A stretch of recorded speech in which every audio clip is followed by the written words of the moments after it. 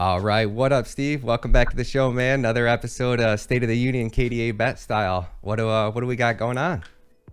Well, thanks for having us back for our Sunday address, I guess. So just to catch up, talk to people, let people know what's going on with our little project, and we got my rum and coke going on. So Snap. it's a Sunday after all, right? Sunday fun day, man. I'm about that. That sounds like I need one myself, man. I didn't know we were gonna party. I know. It's like I don't think you sleep, so No, maybe I don't really. right? Just go. So yeah, things are good, man. I mean, just kind of wrapping things up with code and packed. So it's definitely been an interesting week, and some good developments have happened on the Kdabet front, particularly with starting just code and really kind of digging into actually writing packed. So instead of learning about it, generally, because over the first 8 weeks of our, we're only 8 weeks old, so we've been kind of just really reading documentation, trying to understand what's going on in Pact and Kuro and Marmalade, and learn a lot about what's going on underneath the hood and stuff like that. So we've now transitioned to actually coding stuff now. So we're looking pretty much forward this week to pushing some code to GitHub. So just starting the limit order book, and you can kind of follow along on our struggles. So we're very excited to put our GitHub out there live for people to see. And as we kind of screw up and mess things up, you can watch us as we go. So that's exciting. And so we've pretty much found our artist, I think, for our NFT, the Kadena King, and we've decided to go full 3D, which is kind of fun. So we're going to do kind of a picture of 3D King sitting on a throne, and you start with like really crappy clothes and a wood throne, termite eaten throne or something like that. And as you bet, you can level up your graphic, and it can grow, and it'll have 3D movements like mock and all that stuff. So shout out to Soilemon, he's a guy who does a lot of promos for CAD cars and mock and stuff like that. So he's learning a lot about 3D art right now, and so we're very excited to engage with him financially to see what he can do and what he can push out for our NFT community. So as mentioned, the Kadena King allows you to tax the income on the bet. So when we're taking in matching bets and we charge a small tax, so $100 one, we charge a 2% tax, 2% goes in the pool. The Kadena King gets the access to the pool and makes passive income. That's the idea of it, amongst other things. That's the big idea. So we're trying to really do a good job on the art side of that, and I think 3D is pretty cool. I mean, that's what people really like, I think. Or generally we've contracted some other artists to do 2D kind of photorealistic art and stuff like that. So it's just a matter of finding out what people want, but basically 3D I think is what people like the best. So really looking forward to dropping some images of that maybe next week. That's gonna be huge, man. And when we're talking about like the NFTs and Marmalade, is that something that we are waiting on Marmalade to get fully integrated on every chain? Are you guys planning to launch just on chain 8 because Marmalade's already on chain 8? Or how does that process work, and at what point of the game is Kadena at as far as Marmalade and coding? Are you guys hitting any roadmap or roadblocks with any like the code itself that you're waiting on the Kadena team for, or does everything seem like it's on the up and up so far? Yeah, I can give you a breakdown of that. Marmalade's good code. I mean, it works. You can create your marketplace right now on chain 8, I think. So they give you a lot of functions. You could create a little website for that. So we're actually in the midst of, Jesse Learmonth, our UX guy. So he's in kind of the midst of building a lot of our slides and our look and feel. And so marketplace for these NFTs is going to be a part of that. So it's just a website with an API, hooks into Marmalade functions. Sorry, Marmalade, I've been told. So I don't know why my family called it Marmalade. It's just the way it is, but Marmalade. I like it better that way. I like the way you used to say it. Every time you say Marmalade now, I'm like, he's saying it wrong. I know, I like Marmalade. But, all the Brits and even Sammy, who is like, no, it's Marmalade, bro. So okay. you just got to do what people say. And shout out to Metcalf as well, Mehdi. He's going to tell me it's Marmalade and not let me go on that. So, I mean, it's just hooking up to these functions, and the whole interface to escrow-based selling for non-fungible token for fungible token in these functions called packs, which are step-by-step functions that fail if one part of it doesn't go through. That's all done. So the team did a good job at Kadena, like 100% A+ job. I'll give a mark out A+ on that part of it. Oh, baby. Let's go. I don't even think it needs to be cross-chain, Ryan, because there's just not enough volume on Kadena right now. And, maybe that's a bad thing to say, but it's not like Solana where they have these tons and tons of NFTs being made right now. I mean, people are still figuring out how to do it here. You got Mock, which is probably going to be the big guy in terms of NFTs here. And unless they clog up that whole chain alone, there's nothing stopping you from, dropping. We only have 3,000 kings, so it's not a lot. And we're just going to drop those NFTs on and just hope it can handle the volume. I think on Solana, they have OpenSea, right? And OpenSea is centralized garbage. It's not safe. So why would I ever want to trade my NFTs on unsafe, broken software? Don't want to do it. And I don't think my users want to do it either, especially when they're, big sports bettors buying up these kings because they have benefits to them. I don't think they want to trade on OpenSea either. So it's like all that is there. The only thing that's missing from Marmalade that I can figure out, and that they, Kadena team admitted it very nicely on GitHub, is it's called the Haber Content Manifest, Stuart Haber, Haber Content Manifest. And what that is when you have an NFT and you make a new token, which represents a change from the old NFT to the new one, you need a document which connects them together. And that's done by something called a witness certificate, or a DID, they call it, decentralized ID. And then what you can do is you can, walk your NFT back through its history and verify. What if you lost your keys or something like that, like your key sets? Mm-hmm. And then somebody printed a bunch of NFTs and then claimed them all. You never know, but when you have a centralized system like that, it's very hard to authenticate your NFTs. So the only piece that's missing on Marmalade is that a guaranteed digital authentication with these things called Merkle rollups, which basically protect your NFT with these hardcore math problems that are impossible. Literally, you need an age of the universe to crack these NFTs by finding something called a collision. So. Yep. Impossible to do. And once I get that going, that's lights out. So best technology out there. You're talking about a collision in the hash, right? Trying to figure out a way to break the hash. Yeah. Okay. I thought that's what you're talking about. Essentially, you're guaranteeing it's a 1-to-1. So you got a document, which is could be a JPEG of a king with some metadata and maybe some code, and it's all kind of mushed together, and you can hash it because it's just ones and zeros. It's just bits, right? Bit string. And you can change one bit string to another bit string, and that's it. That's all you're doing when you're making an NFT. You're just hashing it up. And so when you change to a new one, you just want to link it to the old one. You want to say this is linked together. And so they're working on that, which I'm very excited. So I think they're going to get that done in under 6 months, and then we're so excited. But it doesn't limit us from making a marketplace right now with a nice website and buying and selling kings. That's all there. And so, and if we need something, we'll just code it up ourselves. So I don't care. I'll just fork it and code it.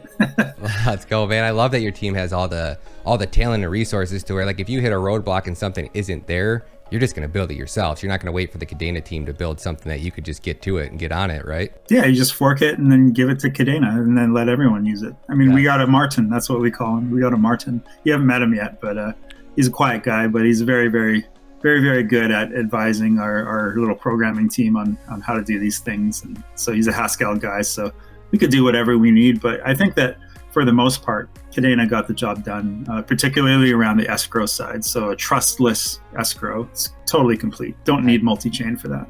Heck yeah. Have you heard anything from them on their grants, or are you guys still waiting on that approval, or what process of the game are you guys at in that? And I know they had mentioned that they were going to do it in 4 weeks or something, 4 weeks approval. Have you guys hit your 4-week mark yet? Maybe I'll just, it's just best to say what it is. So it's over 4 weeks now. However, maybe just being super honest is important, Ryan. And for us, we're a new company on Kadena. We're only 8 weeks old. They don't know us very well yet. We've had nice chats with Tyler Benster and Joel, who are part of their VC team and vetting team there.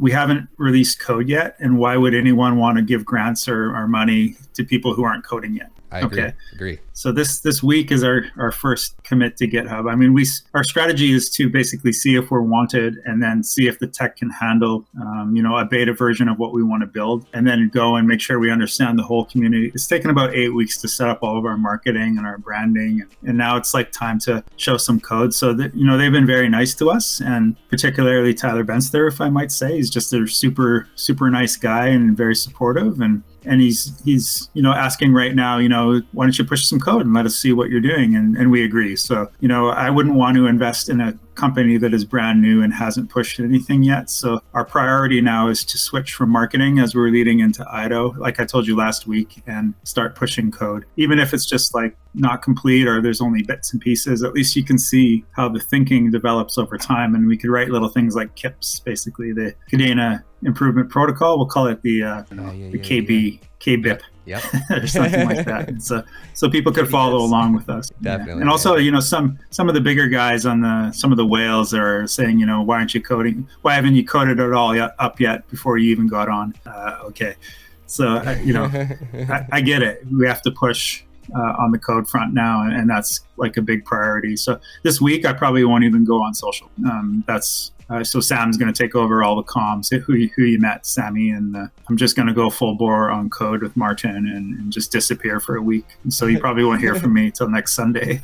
Hey, I'm cool with that, man. I like that you guys are building, man. We don't need to hear from you guys that much. So it's that's what's great about these interviews, man. You just come on here, you show face, you get to just let the community know. I mean, I think that's such a huge part for any crypto project is just, hey, here's what we're doing. I've said this so many times. It doesn't matter if you're going to take an extra 2 months or an extra 6 months. If you come out and you tell us before that launch date, if I'm sitting here on June 1st and I'm expecting a project to launch and you come out on June 2nd and tell me it's late, well, we got a problem because it's already late, But if you're coming out a month ahead when you hit that roadblock and like, hey guys, we're pushing this off 3 months, the community is more than forgiving. They're more than understanding. And a little rebuttal to that Kadena whale. How are we supposed to code without proper documentation, So can't give the projects too hard of a time for not coding, but at the same time, I get what they're saying, man. You want to show somebody that you want to make sure that a project can actually build before you're just handing them money.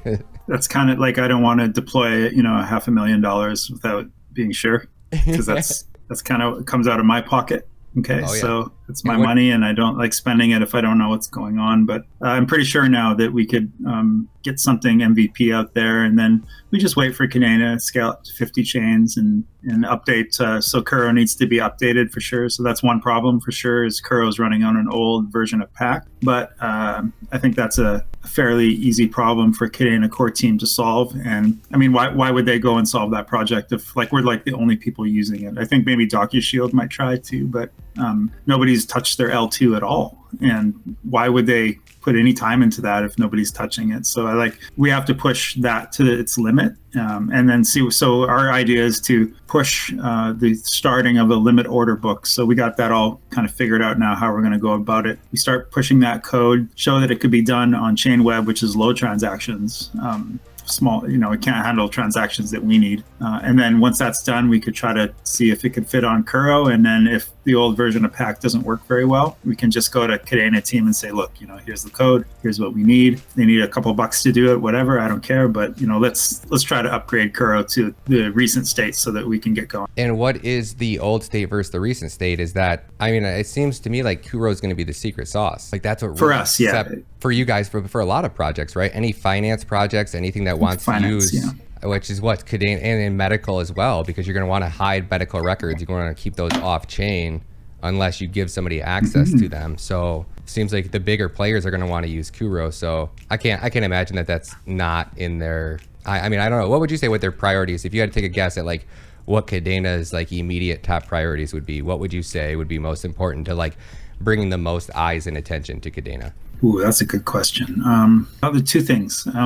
Of course, how many times can we say it? For every piece of documentation that you have, write examples of extraneous examples of everything, and make sure that people who have lots of money, who aren't coders, can understand everything that's going on. And when they understand that, they can go and hire coders who could figure out the technical bits. So you have to really spell out the use cases of Kadena. So I would stop doing Kadena Spotlight, and I would do more so Kadena, this is what we envision Kadena to do. So I don't know why the Kadena team isn't putting out these little vignettes of what they're thinking. So good medical, right? Medical science.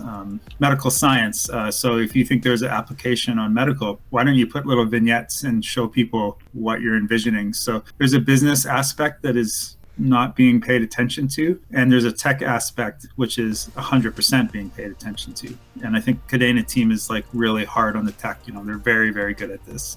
Whenever I ask a question on Builders Telegram, somebody answers and I feel stupid because maybe I am a little bit when I'm trying to figure things out, because they're not stupid at Kadena. So you figure it out, and so the business aspect should pick up a little bit. And they got good VC there. I mean, they got, like I said, Tyler Benster and a fellow named Joel Woodman, I think. And these guys are smart guys, and maybe just start communicating like the things that you would like to see on Kadena. And as long as you see that those chains scaling up, that's good. So communicating the use cases, I think, is very important. And I like that they did Logo and DNA. I like Logo better if they can do a bridge. Oh my Lord. So I'll invest in that. But, it's just a matter of, keep shining spotlights on not just DeFi, but on other things that you need, like NFT projects. We're a bricks and mortar project. So, I mean, obviously, don't shine a spotlight on us until you're absolutely sure that, we're spotlight worthy or something like that. But, pick little projects out and try to give them a little bit of a say on the AMAs, and then get people interested. So pushing content is something you know very well, Ryan. And, it never hurts to push content on YouTube. Never. So, I mean, I get views, random people saying they love me and like, oh, it's just, I love the way you talk. And I'm like, I didn't do anything. I just put a YouTube video out. So, that type of hype gets you pumped. So I would suggest that. And what else? I'll drop a little bit of news for you. So bringing big companies on board to your blockchain is a big deal. And should I say? Okay, well, I'll give you a little gift for your show. Don't say the company name. Just say whatever you want. Won't. Okay. We're gonna be hopefully in the next couple of weeks bringing on a major name in our field to Kadena, which exposes it to other major names, and it's going to be an exciting one, and I think one that gives a unique data monopoly to Kadena. So we want to bring on business partners we've made in our field, and sports betting is a very big space, particularly esports. And when you bring that type of data and you bring that type of eyeballs to Kadena, new blood comes in here, new developers and people who are interested in what can be built here. So it's all about bringing data to your protocol, directly or indirectly. So our protocol is going to be probably announcing something very interesting in the next couple of weeks in that regard. So again, if I were a Kadena team, I'm sure they're working their butts off talking to big companies and trying to bring them on. The more the merrier. So listen to their needs and give them the tech they need to build. So we're just one bricks and mortar company that's just trying to build here. So keep reaching out, keep making relationships. Kadena team's probably doing a wicked job at that. So let's go. I have been, man. That's, as I get frustrated when I see the little issues, and I always take a step back and I look at, since I met Kadena, anytime that there's been a bigger issue where the community has spoken up and they've always listened. For the most part, the only thing that I would say that we didn't really see them do was follow up on the CADX FUD, and that was about it, really. I think that, like, when we started complaining about Pact, it was like a week later they had a guy in charge of leading up Pact documentation. It was like 2 weeks later, right? And then now we're kind of like, all right, we got players wanting to build. Where are these grants and where are these teams, and when are we going to see spotlights on all the projects building? And I hope that they really step up, because we need these early projects like yourself to bring that attention, because there's nobody else bringing it. So it's about signing major names, right? And we hope to do that for Kadena. Dude, that's huge. I mean, you're talking about. We'll announce it right here. Let's go, man! I'm so excited. Like, if you brought somebody like that, how many? Like, you're talking about, like, they wanna do business with Kdabet, and they're gonna bring all of this other business from, what is it? It must be esports related or something, gaming related, or something like that. Something like that. So a lot of eyeballs, right? In a big industry that's just dying to get onto blockchain. So we bring and everyone is blockchain savvy. Who's like, sports bettors are the most blockchain savvy people. We destroy everyone because we trade in Bitcoin since 2012. Haralabos Vulgaris is one of the biggest. He's one of the baddest bettors who ever lived, and that guy has $1 billion in Bitcoin. Just made at sports betting.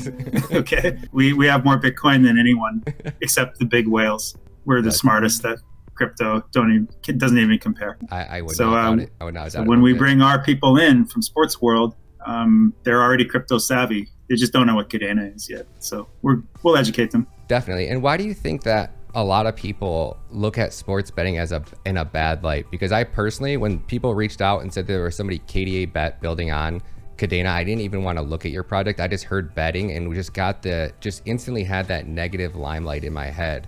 So being somebody like, once I met you guys and got to know you guys and understood what you guys were actually building, it wasn't this like online gaming casino where we're gonna, you know, have 1,000x slots and you can just gamble your life away. Like, you guys are building a structured business that you guys have done in Web 2 already and crushed it at. And now you're bringing that over into Web 3, 100% legal. So what do you think are the biggest hurdles or barriers that you guys are going to face at just kind of showcasing your project, marketing your project, trying to open everybody's eyes up to understanding what you guys are building and why it's different from like you know, these online gambling casinos that just, you know, no laws and, you know, degenerates, you know, can gamble their life away and stuff like that? Well, you know, as Billy Walters, the famous gambler, I sent you a link on that. Billy Walters, the famous gambler, said, you know, I've never met a sports bettor that I trusted less than somebody from Wall Street. And it's true. Don't tell me people on Wall Street don't rob people blind all day long, naked shorting. Come on, man. You know, I've been in stocks for a long time. I know how this works. And DeFi, don't tell me DeFi isn't. I won't say anything. Okay, let's just say. But how is me playing a video game? We go into that game. We each own an NFT that's worth $100. At the end of the game, one of us has two NFTs worth $200. One of us has nothing. How is gaming for play to earn? How is pay to play any different than gambling? Like it's DeFi DeFi and trading are the exact I would go as far as saying sports betting safer than trading crypto, right? The thing about financial regulation, though, so if you're a JP Morgan guy or a Goldman Sachs guy, it is highly regulated. Now, there are still a lot of questionable things that go on in finance, but a lot of people do it ethically, and it's highly regulated, okay? The problem with sports betting right now is that it's legal. Sports betting is entirely legal. PAPSA passed, it's done. There's nothing illegal about betting on sports. The only thing that's illegal is when you try to take that ruling and take it into a state that has yet to formulate its regulation laws around that aspect. So in Europe, it's completely celebrated industry, completely legal, nothing wrong. Only the United States is where this stigma lives, because the United States have famously criminalized sports, you know, Pete Rose, all that stuff. They've criminalized sports for a long time because they want to hold the integrity of the sport up. And sporting matters to Americans. You know, I'm not going to say it doesn't matter to Europeans and of course, our good friends in India who love cricket, and Australia love their rugby. Now, I'm saying in America, people take that very, very seriously because, you know, famous scandals, the Black Sox scandals of the 1910s and, you know, Tim Donaghy. And we've seen corruption, particularly also around regulating around college sports where players don't get paid anything. And it's very, very dirty. And so there's been an effort to clean up this regulation with PAPSA, and states are starting to materialize the regulations. So one reason why a blockchain might fear a little bit touching something in the sports betting space is regulation has not yet been stabilized in North America. That is state by state. Some states are very far ahead and some states are very far behind. And so what if you take a bet from Wyoming, okay, who doesn't have very good sports betting rules? You know, you're taking bets in New York from somebody in Wyoming who's VPNing, and then you get in trouble from a regulator, and then you have to shut down your website that's built on Kadena, and then Kadena gets a black eye from that. That's not good. You have to respect Kadena. You have to show them that you care about their blockchain and that you'll be a good steward of their token and treat them with maximum respect toward regulation. And that's what we want to do, you know? So we'll make sure that our approach that we take on Kadena is, you know, ring fenced, VPN protected, geo-fenced, we call it geofencing. We make sure that we do KYC checks, perhaps even through DocuShield, you know. We make sure that your documents are very well checked, and that we're following all the AML laws and KYC laws. This is what goes on in a gambling business, particularly in Europe. So that has to reach the USA. And I think that's why there's a stigma in US-based companies. Lots of blockchains are, you know, US-based. You don't find this problem on Solana. On Solana, you have A16Z, Andreessen Horowitz, Jump Capital, and Sam Bankman-Fried just shoveling money to Solana, our competitor on Solana, no problems. You just go ahead. And that's because they got all those relationships with the regulators, and they can figure it all out if some heat comes to their play. But the problem is that on Solana, you can't build anything because it's garbage. And on Kadena, it's not garbage. This is real technology. Dude, that's so sweet, man. I'm so excited to see you guys as MVP just come out and the industry just wake up and go, whoa. Like, this couldn't have been built on any other blockchain. I keep saying that over and over, but I'm just like, I don't think the world. I mean, this really blockchain's not even fully built yet. And exactly. It's still better than Solana. Yep. It's still better than Polygon. No it's doubt. Garbage. Can't build there. You can't, man. It's just the whole world has to wake up, and this is what, I want to see you guys getting like 110% support from Kadena, because I was explaining it to my community. To find a project that has the type of talent that your team has, I mean, from lawyers to coders, not just one to two, to you guys wanted a UI guy, so you guys got the guy that Best is in the world. best in the world, right? So when it comes to delivering a freaking product, you guys are going to deliver. All you need to do is get that basically blessing from the Kadena team, and then it's you guys are on and going. So it's like, to me, the amount of eyeballs that Kdabet is going to bring, nothing to do with sports betting, nothing to do with anything like that. You guys are going to show the world what Kadena's technology can do. And like, just think about it. Who else is going to do that? Maybe a big bank. That's a year and a half away. Big bank. Maybe, somebody on that next level. It's still a year and a half away. So no gaming project's going to do it. No DeFi project's going to do it. Even if Star Atlas decided to want to come over to Kadena, they're not going to bring the eyeballs that you guys are going to bring in. No project will bring them in the amount of time that you're going to bring them faster to Kadena, which makes every person that's holding Kadena wins by you guys being on Kadena 100 times. Just by volume. Yeah. Transactions is life, Ryan, right? Mm-hmm. Life is transactions. Transactions is life. And DeFi is worth zero unless there's brick and mortar transactions, because DeFi needs trading pairs, liquidity pairs. Yep. To make lends, to lend, have lending protocols, to have bridges, people interested in bridges and stable coins, for authentication of products. You need transactions to actually authenticate. So DeFi is essentially a cathedral, we call it. That is a beautiful cathedral with no practitioners ever coming to pray in it. To give you an example, or it's like at a Roman arena. So, me and Joey, we love ancient Roman philosophy. Yeah. Yeah, it's pretty maybe obsessive, but it's like in an arena, and Kadena is the gladiator in the arena that will kill everyone and win, but there's no crowd cheering for them. Mm-hmm. There's nothing there, unless the crowd is the transactions, and then there's nobody giving out bread to the crowd to make them happy to be there, and then they're fulfilling themselves. So that's the lending protocols in DeFi. There's nobody taking the bets. And that is the DEX, where you have liquidity pairs and money can flow back and forth. So you don't have the money changers who are taking bets on the gladiator who will win. And we all know Kadena will destroy everyone. It's not even close. They will, when the tech gets there, destroy everyone. So it's like a gladiator fighting in an arena by himself with nobody there to cheer. Well, like, that's not cool. So, you have to build this system where you're attracting bricks and mortar transactions, and then you got the DeFi to support it, and then you got the crypto side, which is the NFT side, which is probably the strongest aspect of Kadena, is the NFT plays. Particularly when Marmalade gets going in multi-chain, things can really fly when these marketplaces can be minted on demand. You can mint your own marketplace. That's the phrase. And so when all of that clicks together, so if there's 2 or 3 more of us who come on, like big, 4 or 5 billion a year transactions, things click, liquidity pairs are flowing back and forth. That's what Kadena really needs. So just a few more companies, and I got a big bag of KDA, so I'm waiting for it. And when we talk about these grants and the eco and the difference between you guys just building and having full support from Kadena, what does that eco do for you as a business? What does that showcase to the world? Why is that very important to you guys? Yeah, so it's capital intense to build real bricks and mortar projects, right? It's not like an NFT that costs $50K, like, big deal. It's not like a DeFi, which you can just code up, and DeFi just attaches itself to other transactions. So it costs money to hire coders to do that, but big deal. You're not building a real business where you're, what I mean? Like, there's bricks and mortar is what you need. So yep. Eco money is irrelevant. We can raise VC now if we want. Why do I need a grant? What I need is the optics.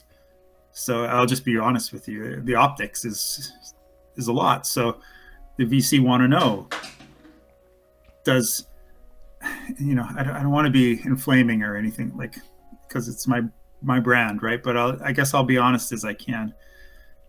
You want the VC to see the optics that Solana gets. So what did our competitor on Solana, I won't name them because it's disrespectful to name another company, but when you see our competitor Jump Capital, Sam Bankman-Fried,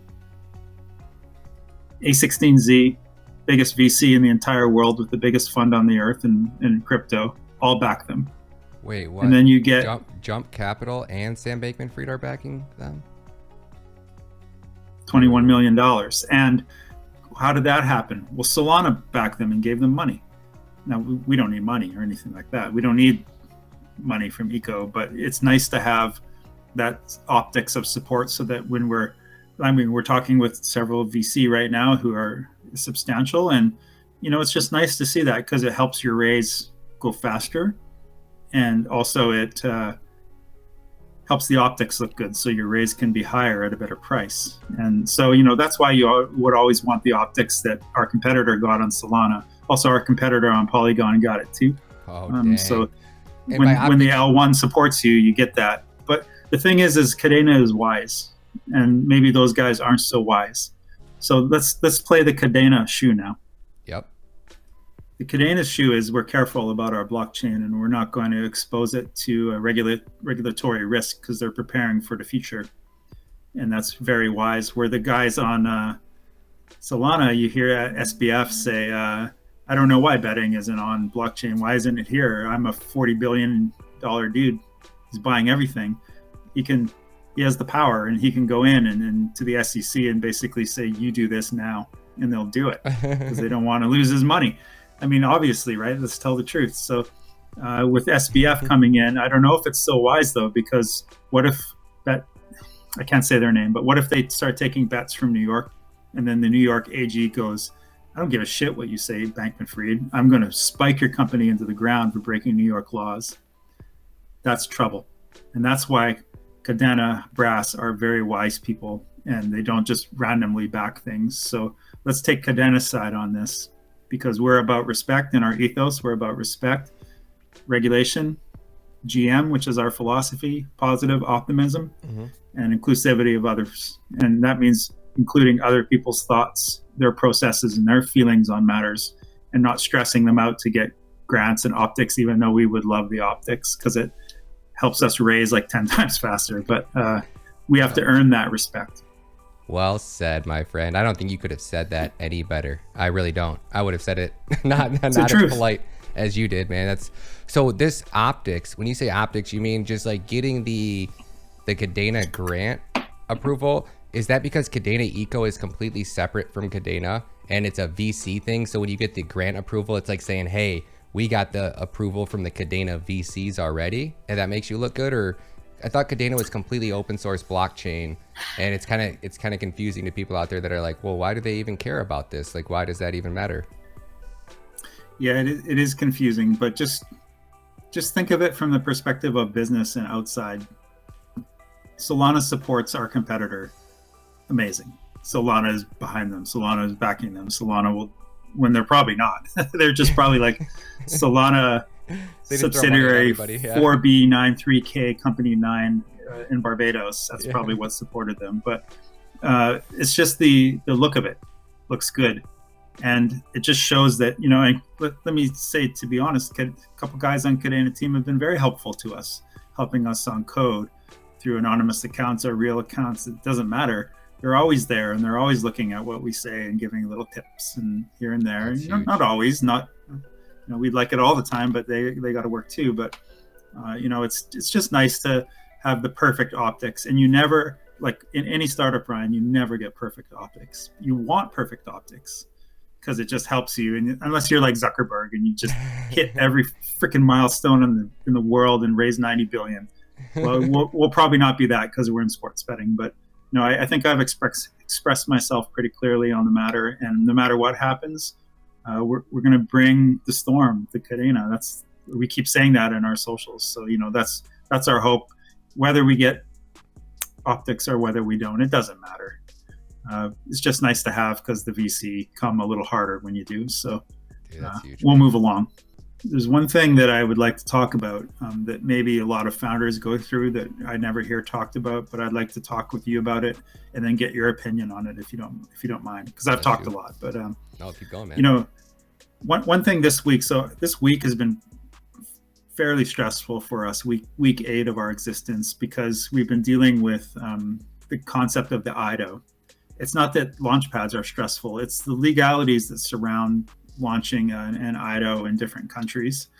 And so for us, it's been very stressful. I just wanted to code all week. I don't want to market anymore.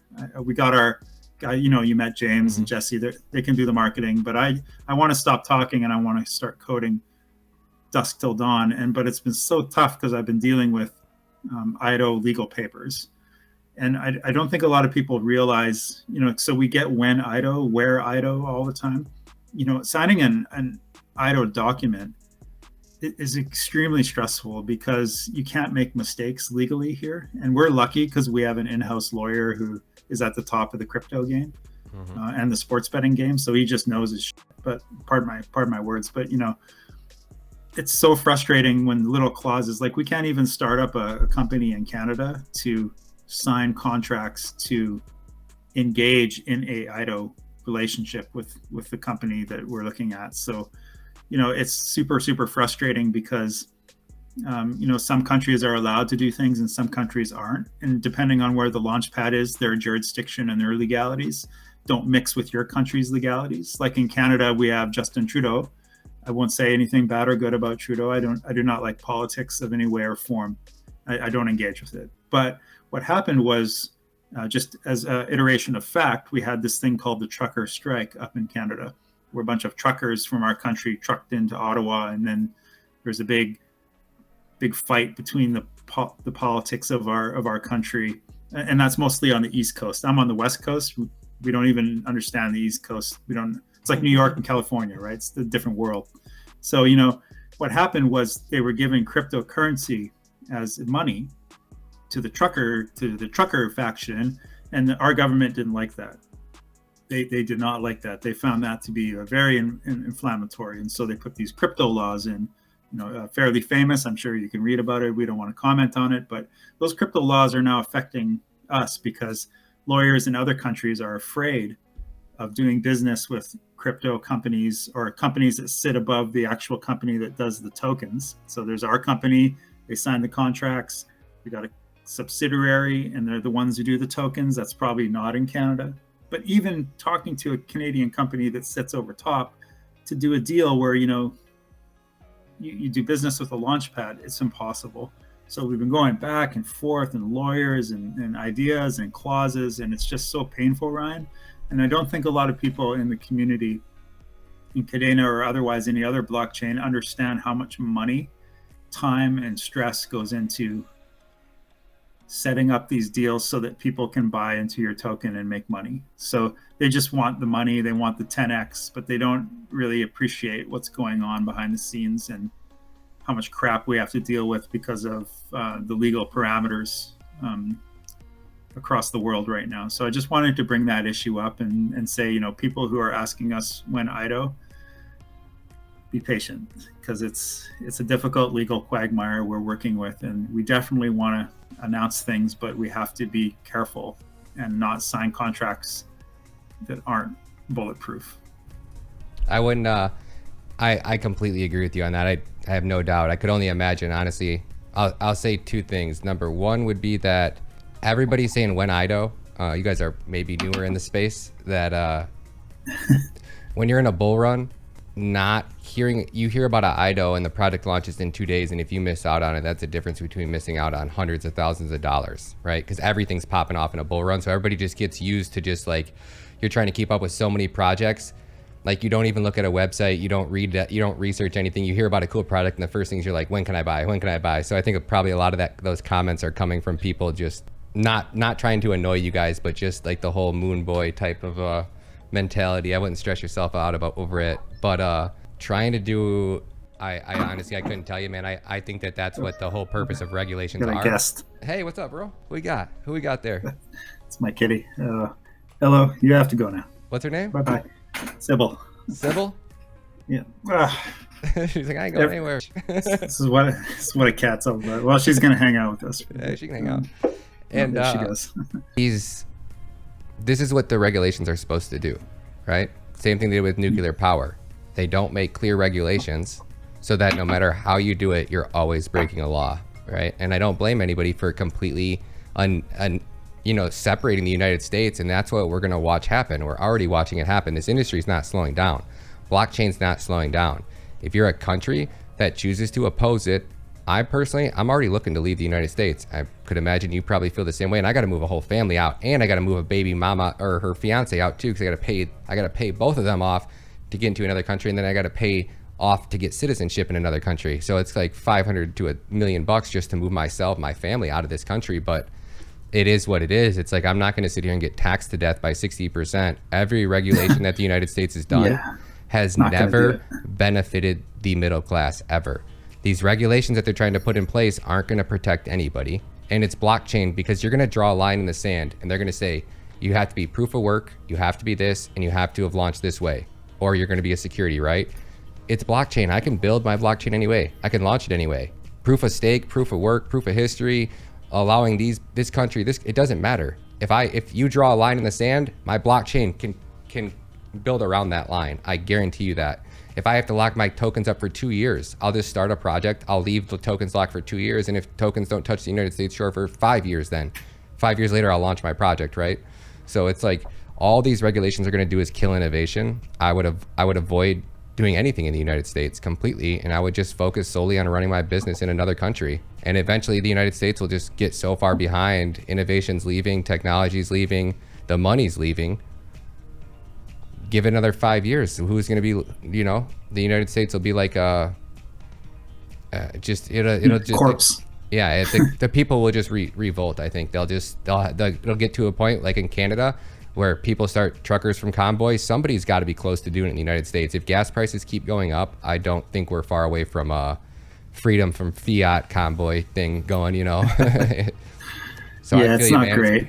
I couldn't imagine being somebody on your level putting millions of dollars into building a business where I honestly have no clue what the law is. What can I do this? Can I not do this? It's like they did it with nuclear power. Every 2 to 3 years, they just changed regulations, but they never give you a clear regulation. So they don't give the industry enough time to evolve and build before they regulate it, and they change the regulations, and then it stops the current building of nuclear power. And that's why we're so far behind on it. We just stopped using it because regulations just killed it. And they seen how that playbook works, so they're using that exact same playbook because crypto is such a threat to fiat, right? If this was any other industry, if this was the internet, or this was anything that didn't involve tokens and a threat to fiat, the United States would be, leading the blockchain Olympics. Like we would already have the blockchain Olympics. There'd be the coder Olympics. There'd be it would be the biggest blockchain would be a national sport in the United States. But because it's a threat to fiat, here we are. Here you are. Yeah, I think that'll change when the dollar, I put on my economist hat, so I do have an official degree in economics. Oh, snap. Hasn't been used in 20 years, but I'll put on my hat for you. I think that what we're going to see is when the derivative Death Star, which nobody really talks about, not even Burry talks about that, but everything is so hyper leveraged because of derivatives, and there's got to be a few quadrillion dollars, like no joke, quadrillion. So that's thousands of trillions of just derivatives out there. And when things unravel because of the money printing, I don't know if the Democratic government has any choice but to accept Bitcoin as their store of value. I think that's why you see Gensler say everything but Bitcoin is pretty much in the target, right? But for some reason, he's avoiding Bitcoin, and in a very quiet sort of way, So do you think that's going to I think so. I really do think so. I really don't think that dollar can last too much longer, particularly when they have to relax interest rates again, because it's going to come, like the Burry whiplash. I think he's right about that. And so Burry said famously in the last couple of days that there's a whiplash effect due to the hoarding of commodities. And then once those commodities start building up in your warehouses, which they have to be unleashed. The only way you unleash that is to reduce the interest rates to get free flow of capital going and velocity of money going in your macro economy. And so when that macro economy starts to pump again, then which they need to do to unload their commodities, which have all built up, their grain silos are full, so to speak, as a metaphor. What's going to happen again to the dollar? Oh, they can't. It can't make it, man. It's the sad part is that in every time we've had previously really high inflation, like what did they raise the interest rate to? 20% in 1981 or 83? 20%. Yeah. Because you have to go. Your interest rate has to be higher than your inflation rate. So our interest rate is what, 1.5 to 1.75 right now, and inflation's up here at 8.6. If they go above 3.5, no. If they go above 3.5, the United States defaults in their debt. Hold on, 8.6? No. 8.7? No. The real inflation rate. 20%. Yeah, yeah, at least. I know what the real one is. Yeah, it's an amalgam of housing prices and what Congress gets paid. Yeah. Because Congress is the true barometer, because the congressmen will not accept a pay cut for their work. Their work is important. And then you look at housing, which housing is essentially the bedrock of economics. And so when you see the house prices going up by 20-30%, particularly driven by a certain company that is buying everything up. You're not allowed to say their name on social media, so I will not say that name on your channel. But they're buying up a lot of housing and driving those prices up. B-Rock? You don't want to say their name because you don't want to give them a black eye in any way, or you might get a strike on your channel or something. Good call. But they're buying a lot of land up, and let's be honest. If you're buying a lot of land up, you're driving those prices up. That price probably reflects the true interest rate a lot better, and probably food prices as well. So the average price of an average American bundle of goods, when you're just paying respect to food only, so a food bundle of goods, is anywhere between 11 and 19% right now. So lettuce is up 11%. Hot dogs are up 32%. They're so full of shit. Eggs from the 1920 are up from $2. It was like $1.98 during the C word thing. $1.98 today was $4.50 American. $9.98.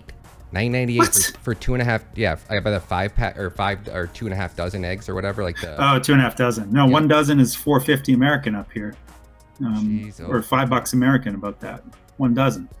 Yeah, this thing is so. My eggs were 2, and last week they were 12. They came down by $2, but that's 500%. I don't know. I don't go in the grocery store and see anything my ass that's up 11%. Bullshit. Everything is up 2x or 3x. So yeah, it's like, don't forget they're sizing the packages down too. So yes. Maybe that's a little conspiracy theory, but I seem to notice that. Like I buy the American gum all the time, the Big League Chew.